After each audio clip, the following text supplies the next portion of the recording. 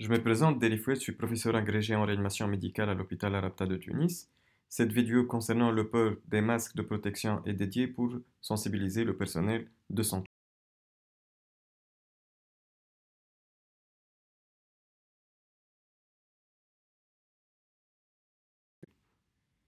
En raison de la propagation mondiale du coronavirus, les masques de protection sont difficilement disponibles, voire indisponibles dans le commerce.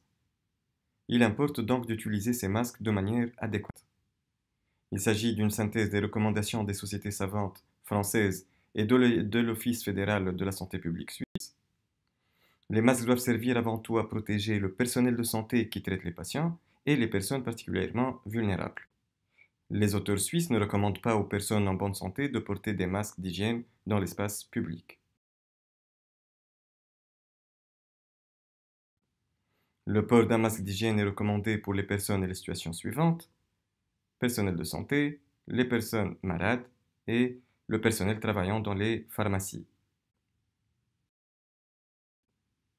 Il convient durant la phase épidémique de recommander le port du masque chirurgical lors de tout contact à moins d'un mètre d'un patient ou de l'un de ses proches. Pour les Suisses, il vaut mieux 2 mètres pour mettre le masque chirurgical. Lors de l'évaluation initiale de tout nouveau patient avec détresse respiratoire, il convient de porter un masque chirurgical, quelle qu'en soit la distance entre eux, sauf en cas de cluster de transmission dans la région, auquel cas il est recommandé de porter plutôt un masque FFP2.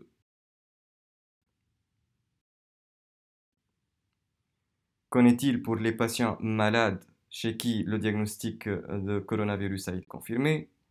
Le malade doit porter un masque chirurgical lorsqu'il ne peut pas se tenir à une distance de moins de 2 mètres des autres personnes à la maison, et si le malade doit sortir de chez lui pour une raison ou une autre, comme pour une consultation médicale. Concernant le personnel qui travaille dans les pharmacies, il doit porter un masque chirurgical lorsqu'il examine ou vaccine entre autres des personnes particulièrement à risque. En conclusion, le port des masques est dédié pour le personnel de la santé et pour les personnes vulnérables, et seul le personnel de santé exposé au risque de contamination est concerné par ces recommandations. Et je vous remercie.